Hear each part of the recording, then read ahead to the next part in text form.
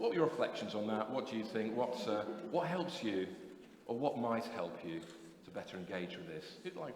Who would like to start? Oh, well done. Well done. That's good. We just discussed how difficult it is in the difficult times when everything is going wrong, and how glad you are when God delivers, and usually it's like better than you ever expected. You are so glad. Yeah. You didn't know and complain. Oh, wow. Tried hard to keep worshiping and praising. Well, we'll pick that up in a minute, actually, but thank you for that. What's your name? I'm Anne. Thanks, Anne. Thank you very much. Who else would like to? We started off by talking about understanding what worship actually is, because people can misunderstand it as being just singing. Yeah. And actually, it's all about lives, it's our relationships, it's our work. But that's quite a difficult thing of what is worship, what's it for, who's it for, what does that look like? That's kind of what we're talking about. Brilliant. Excellent. Thank you, Sharon. Great. Anyone else who's going to be brave? Oh, well done.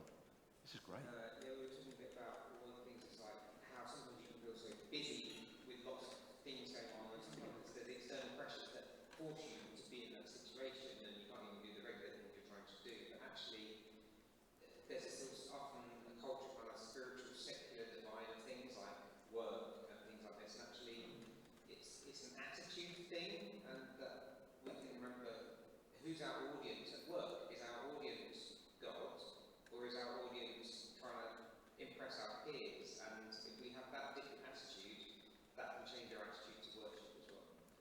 100% right. There's a whole bunch of theologians who've written on that, which I won't bore you with today, but that's absolutely spot on. Brilliant. Thank you. Who else would like to? I'll walk to the back. Walk to the back. Anyone at the back? I always say. I was just thinking of when David praised God and he didn't care what he looked like. Yeah. We could be a fool to show that in any way. He very easily embarrassed about praising God.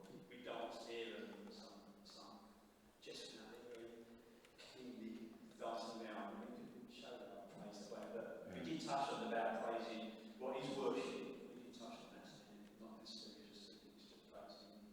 Everywhere we go, the beauty around us, thank God, what we see all the time. That's praising. Absolutely right. Thank you. We'll hold it there. Great answers, by the way, and well done. Thank you for engaging with that. It's almost you can almost forget we're in the Church of England. Gentlemen. Well done, everyone. I guess because I'm ordained, I can say that. That's good. So the first thing we looked at is that discipline of worship. And some of you picked up on that great point about what actually is worship. And that isn't just beyond the scope of today. That's like, that is a whole, that's years worth of theology, that. But essence, you're absolutely right. Basically it's the essence of, I would suggest, it's the essence of the relationship we have with the creator of the universe. And that has many outworkings, both what we say, and quite rightly, as my friend here said, the fact that as we work and as we do our daily stuff, that is an act of worship to God as well. It's always good to see that and stuff. I spent too many years thinking, I hate my work, I want to be able to worship God more. And I suddenly then realised, actually, this is part of my offering. So it's good. So well done, everyone. That's great. So we talked about the discipline of worship. And the second thing is picking up on what was said here is the discipline of honesty. Now, our British culture has trained us very, very, very well not to be totally honest with each other. And the way we know this is because there's the classic interaction, which is this. How are you doing? I'm fine. How are you? I'm fine too. Phew, that's a relief. I'm not going to get into an awkward conversation, really, which is the narrative. This is the whole thing of our Britishness, the stiff upper lip. We're fine. We're quite stoic. We don't really want to, really let other people know what's going on in our stuff. What's it to do with them anyway? And there's some merit in that, but there is a cultural current that affects everyone in the country, but also I would say probably comes into the church a little bit, which is some of us find it hard to be really, really honest with God. And, I've talked to many people, and we found this a lot with our students at the University of Hertfordshire when we were chatting to them. And basically it sort of went like this, oh, I'm going through a bad time, I feel such a failure, oh, this is that happening, I can't, what's God want to do with me, etc. He's a long, long way away and all this stuff.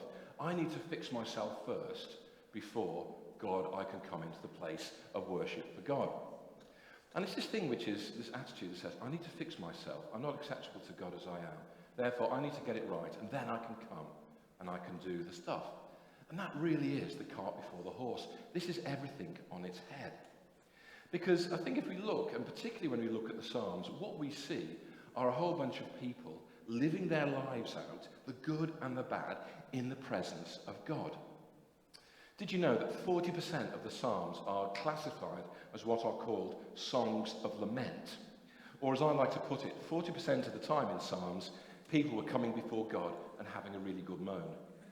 It's a way of thinking of it. Psalm 88, I cry to you for help, Lord. In the morning, my prayer comes before you. Why, Lord, do you reject me and hide your face from me? From my youth I have suffered and been close to death. I've borne your terrors and I'm in despair. Your wrath has swept over me. Your terrors have destroyed me. All day long they surround me like a flood, and they have completely engulfed me. You've taken from me friend and neighbour. Darkness is my closest friend. No one is concerned for me. I have no refuge. No one cares for my life. The writer of that was Herman the Ezrahite, and I wonder if he was a teenager, actually, because that just sounds like my boys when they were sort of growing up. You're so unfair, and that sort of thing. But old Herman was clearly having a bad day. And the way he expressed that was by coming before the Lord and telling the Lord what was really going on.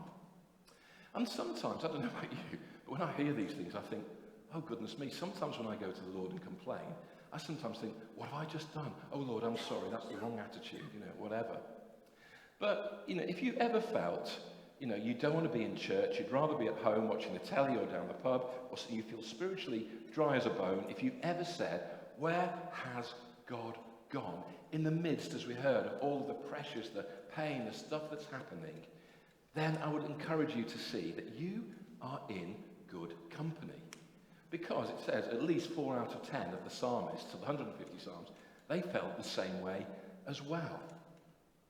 The difference maybe is that what they illustrate, and maybe what they learned, and maybe what they can show us, and what we can take from that, is that actually it's okay to come to God and be honest about where we are. And if you think about it, it's logical. If relationship is the core of the essence of this interaction between us and God, then relationships, particularly as God understands when we live in a sinful and a broken world, we live in the kingdom now, but they're not yet, and there's all of the complexity, and there's all of the uncertainty, the doubts and the fears we all live with. It's inevitable, isn't it, that sometimes, things aren't going to be great. And in a relationship, Joanna and I have been married for 35 years, we've had great times, we've had times when, we probably would have chiefly killed each other, probably hurt me, her to me more, that's it, whatever, but there we go. But, when we have a real relationship with someone, we walk with them in the weeping as well as the rejoicing. And God, who knows us better than we know ourselves, doesn't mind when our song is a song of lament and not a song of rejoicing. I think all he really asks is to hear us sing. Now, we have 2 boys, and they're big now, we've got grandchildren, but when they were little, big brother, from time to time, liked to let little brother know who was boss. Does anybody else have that sort of scenario, with siblings? And that invariably meant that little brother would come running into us in floods of tears. And he would, obviously go, Dan! You realise that big brother had done something, usually followed by big brother with a denial. I didn't do anything, I didn't do it, in which case you knew he'd done something. But in those times, Joanna and I never said to our youngest, pull yourself together, why are you coming in here crying?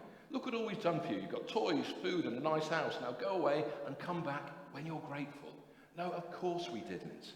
We cuddled him, dried his eyes, talked soothingly, and then tried to make peace between him and big brother and figure out what was going on. And I would say, in the same way, God is never, ever shocked, surprised, or offended when one of his children come to him crying or in pain.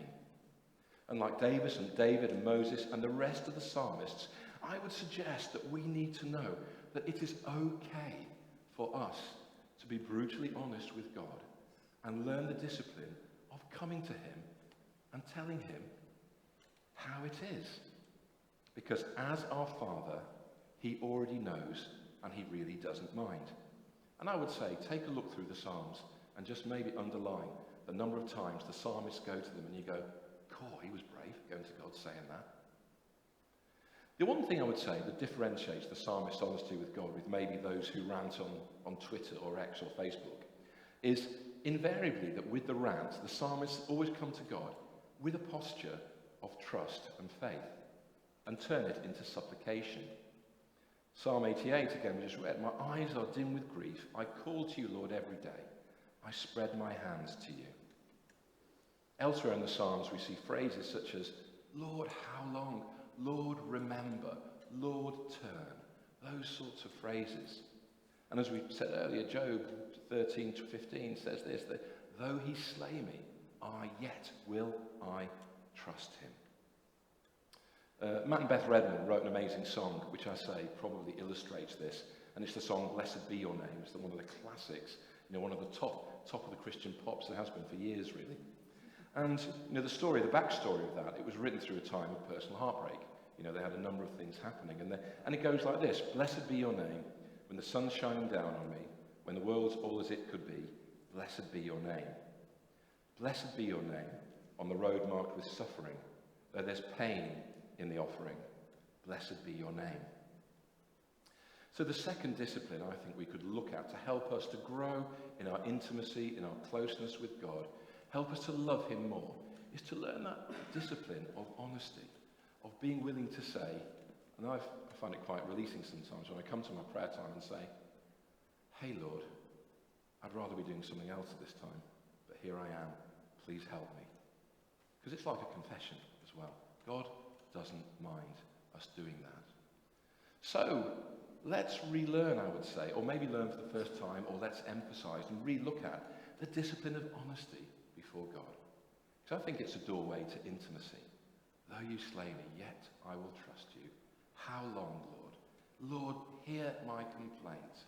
Yet, Lord, your boss, help. Please sort this out. So now in our groups, or if you want to stay in the same groups, or you want to go to another group or whatever, little question really is, what can we do to help build a discipline of honesty with God into our lives, into our devotional lives, into our walk, and what might it be that stops us? So maybe again, can we have another maybe 5 minutes or so, just with the people around you? And again, the health warning is sometimes, if this triggers something which you go, oh my word, I don't want to talk about that, don't feel you have to talk about it, that's absolutely fine. But let's have 5 minutes to see.